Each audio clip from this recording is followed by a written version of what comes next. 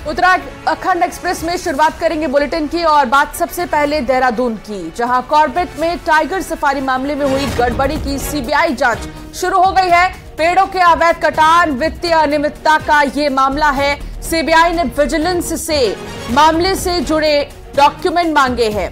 पूर्व वन मंत्री हरक सिंह रावत समेत कई अफसर जांच के दायरे में हैं। अभी तक विजिलेंस मामले की जांच कर रही थी। हाईकोर्ट के निर्देश पर सीबीआई को जांच ट्रांसफर हुई थी। तो अब इस पूरे मामले में जांच तेज है, लेकिन सबसे बड़ी बात यह कि कई ऐसे मंत्री हैं जिन पर गाज गिर सकती है।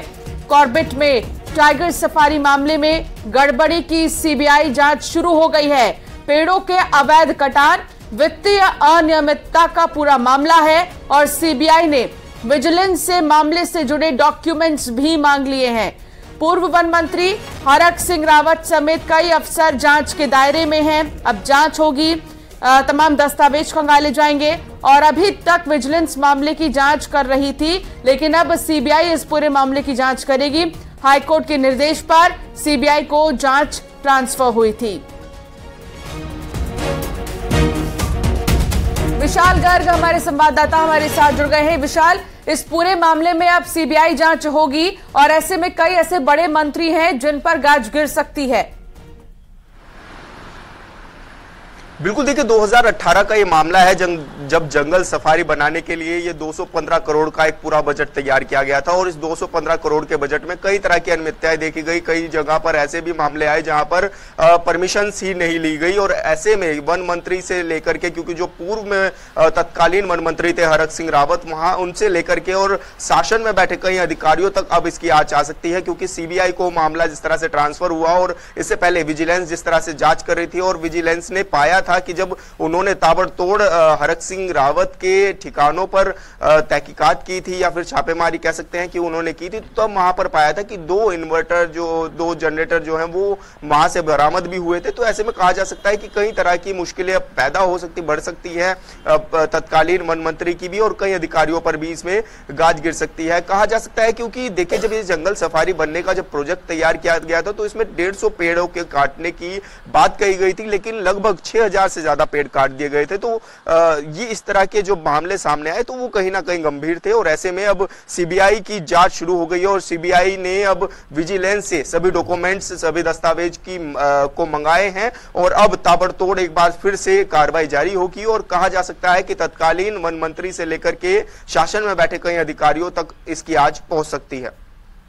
ठीक है, लेकिन क्या कोई समय सीमा भी इसको लेकर जारी की गई है कि कब तक रिपोर्ट सौंपनी होगी? विशाल, देखिए, जल्द से जल्द कहा गया है, सीबीआई ने डॉक्यूमेंट सभी मंगा लिए हैं विजिलेंस से। अब विजिलेंस जल्दी ही अपनी जो डॉक्यूमेंट्स हैं इनको पहुंचाएगी और ऐसे में जो कार्रवाई है वो ताबड़तोड़ देखने को मिलेगी। अब सीबीआई भी अपने तरीके से कार्रवाई करेगी और शासन से लेकर के तत्कालीन वन मंत्री तक इसकी आज देखने को मिलेगी, क्योंकि जिस तरह से हमने पहले भी देखा, पूर्व में भी विजिलेंस की भी छापेमारी लगातार जारी रही और विजिलेंस की जांच में अब तक क्या रहा, वो पूरी डॉक्यूमेंट्स तैयार हुए थे और जैसे कि हाईकोर्ट ने कहा था कि भाई सीबीआई इसकी जांच करेगी, तो कहा जा सकता है कि अब काफी मुश्किलें काफी अधिकारियों की बढ़ने जा रही है। तमाम जानकारी साझा करने के लिए बहुत शुक्रिया विशाल आपका। और चलिए खबरों में आगे बढ़ेंगे। कुछ दिन की शांति के बाद में एक बार फिर से मौसम विज्ञान केंद्र ने तेज बारिश का अलर्ट जारी कर दिया है। अगले 2 दिन पहाड़ से मैदान तक बारिश की संभावना जाहिर की गई है।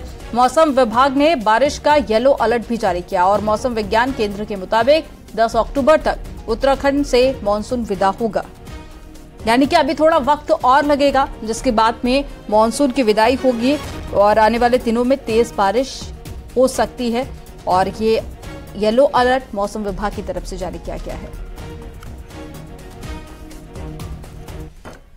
नैनीताल में मां नंदा का दरबार सज गया है और आज प्राण प्रतिष्ठा की पूजा के बाद देश भर के लोगों के लिए मां नंदा सुनंदा की मूर्ति को दर्शनों के लिए खोल दिया गया है। पहले दर्शन के लिए लोगों की भी इस दौरान भीड़ रही। महिलाओं ने मां नंदा की पूजा की तो हजारों की भीड़ दर्शन के लिए पहुंची। इस दौरान लोग लंबी लाइनों में लगे रहे और घंटों तक अपनी बारी का इंतजार करते रहे। लोगों ने मां नंदा की आरती की और मां से सुख, शांति और समृद्धि की कामना की है। धनदान मैया का ही है सारा आशीर्वाद जितना भी है हमारे लिए। तो हम सुबह से ऊपर बेल्टा चुंगी रहते हैं, वहीं से आए हैं, रोज आते हैं, हर साल सुबह की पूजा करते हैं। मैया की प्रसाद है ये, मैया का आशीर्वाद है। मैया आई, हमें बहुत खुशी हुई, सब खूब मन मतलब कह नहीं सकती हूँ मैं। कोशिश ज़रूर करी थी कि पहुँचे टाइम से, और माता रानी कृपा से टाइम से ही पहुँचे और बैठे दर्शन करने को मिले, पहले दर्शन करने को मिले। जनता के लिए दरबार खुल गया है। अब आज का कार्यक्रम आज महाअष्टमी है, इसके पश्चात शाम को 6:30 बजे पंचा आरती होगी, भी रात को 9 बजे से देवी पूजन होगा। तो यह जो हमारी आदि शक्ति महामाया जगदम्बा है, क्योंकि शक्ति के बिना कोई भी चीज़ नहीं, शक्ति के बिना मनुष्य शव के समान है। तो यह जो हमारी एक धरोहर है, जिसको मेले के रूप में हम यहाँ पर मनाते हैं प्रतिवर्ष। मेरी माँ के बराबर कोई नहीं, तेरी ममता से जो गहरा हो ऐसा तो सागर कोई नहीं। मेरी माँ के बराबर कोई नहीं, मेरी माँ के बराबर कोई नहीं।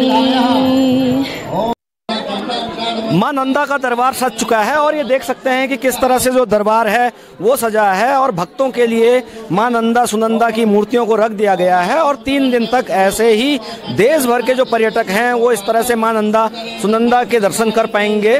और जो सुबह से ही इस तरह से पूजा हो रही है, जो लोग हैं रात 1 बजे से पहले दर्शनों के लिए यहाँ पहुँचे थे, उसके बाद पहली प्राण प्रतिष्ठा की पूजा की गई है और उसके बाद जो लोग हैं वो पूजा करके कुछ लोग वापस चले गए हैं और दूसरे जो लोग हैं वो कर रहे हैं। और उस तरफ देख सकते हैं कि किस तरह से लगातार जो पूजा अर्चना है वो की जा रही है और मां नंदा का डोला जो है वो सजाया गया है। ये कह सकते हैं कि जिस तरह से कदली का वृक्ष लाया गया था, उसके बाद जो उस केले के पेड़ से मूर्ति निर्माण किया गया था, मूर्ति निर्माण के बाद आज जो अष्टमी का दिन है, उस प्राण प्रतिष्ठा के बाद जो मां नंदा है उसको इसी तरीके से रख दिया गया है। और 27 तारीख तक कुछ इसी तरीके से देश भर के जो पर्यटक हैं वो यहाँ पर मां नंदा सुनंदा का दर्शन करेंगे और उसके बाद मां कैलाश विदा हो जाएगी। बागेश्वर में इन दिनों नंदा अष्टमी मेले की धूम है। मेले में ग्रामीण बुग्यालों से अपने आराध्य देवता के लिए ब्रह्म कमल चुनकर लाते हैं और इन फूलों से देवता की विशेष पूजा अर्चना भी की जाती है।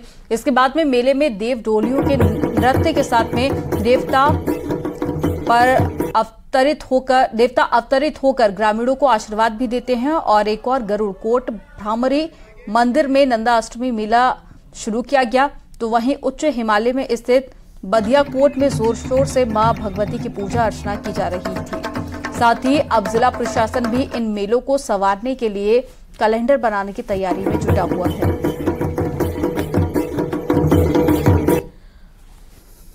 देव डांगर जो कह देते थे वो होता था, चाहे वो किसी भी क्षेत्र में है, सुख समृद्धि का है, कृषि का क्षेत्र है, स्वास्थ्य का क्षेत्र है, हर क्षेत्र में। कहीं ना कहीं लोगों की जो प्रवृत्ति है, धार्मिक प्रवृत्ति है, सांस्कृतिक जो भी प्रवृत्ति है, उसको भी बढ़त मिलती है। तो मैं तो चाहती हूँ कि ये मेले हमारे कैलेंडर, हमारा पूरा कैलेंडर बन जाए कि इस टाइम पर ये मिले, ताकि हम उनको और अच्छे से भव्य तरीके से ऑर्गेनाइज करें।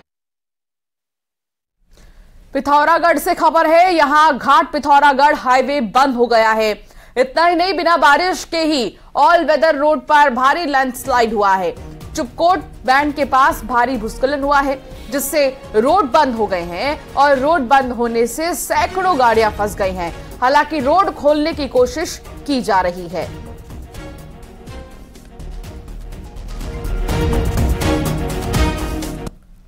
चमोली में ग्वालदम नंद केसरी सड़क खस्ता हाल है और सड़क पर बने बड़े बड़े गड्ढे और साथ ही कीचड़ हादसों को दावत दे रहे हैं। वहीं बीते दिनों इस सड़क पर राशन से भरा ट्रक पलट गया था, जिसके बाद में बदहाल सड़क को लेकर गुस्साए ट्रक ड्राइवर्स ने नाराजगी जताते हुए अपने ट्रकों को ग्वालदम नंद केसरी सड़क पर ही रोक दिया।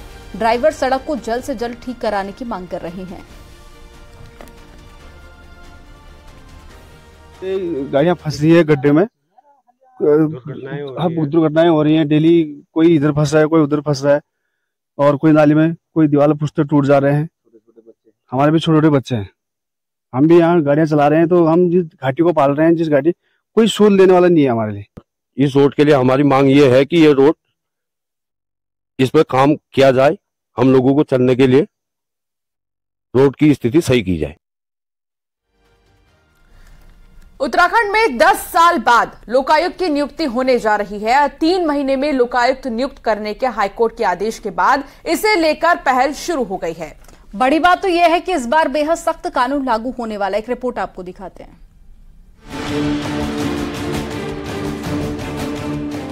2013 के बाद से उत्तराखंड में लोकायुक्त की तैनाती नहीं है और जब अगस्त में एक याचिका पर सुनवाई के दौरान हाईकोर्ट ने सरकार को 3 महीने का वक्त दे दिया तो अब लोकायुक्त के लिए कार्रवाई तेज हो गई है। देहरादून में मुख्यमंत्री पुष्कर सिंह धामी की अध्यक्षता में लोकायुक्त चयन समिति की मीटिंग हुई।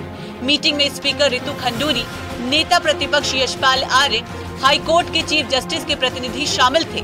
मीटिंग में चयन समिति के 5वें ऐसे सदस्य का नाम तय होना है जो कानून का जानकार हो। तय किया गया कि इसके लिए योग्य लोगों के नामों का पैनल तैयार किया जाएगा और इनमें से एक नाम सेलेक्ट किया जाएगा। हम आशा करते हैं कि माननीय उच्च न्यायालय के जो सरकार को जो निर्देश दिए हैं, सरकार उसका अनुपालन सुनिश्चित करेगी और जल्द से जल्द लोकायुक्त की नियुक्ति होगी। चयन समिति की पूरी तरह अस्तित्व में आने के बाद 3 सदस्यीय सर्च कमेटी गठित की जाएगी जो लोकायुक्त और 4 सदस्यों के लिए योग्य उम्मीदवारों की तलाश करेगी। इसके लिए उसे 3 गुना ज्यादा नाम सुझाने होंगे। ये बहुत महत्वपूर्ण है कि उत्तराखंड सरकार ने इस पर आगे बढ़ाए। हालांकि समय समय पर इस पर प्रयास होते रहे हैं, पर एक सार्थक प्रयास के रूप में सरकार आज आगे बढ़ रही है, धामी सरकार। अगर सब कुछ ठीक ठाक रहा तो खंडूरी सरकार का बनाया गया सशक्त लोकायुक्त अधिनियम 2014 राज्य में लागू हो जाएगा और ये ऐसा लोकायुक्त होगा जिसके पास मुख्यमंत्री, पूर्व मुख्यमंत्री, ब्यूरोक्रेट्स और सभी लोक सेवकों खिलाफ आरोपी या शिकायतों की जांच करने का पूर्ण और विशेष अधिकार होगा। देहरादून से न्यूज़ 18 के लिए सुनील नवप्रभात की रिपोर्ट।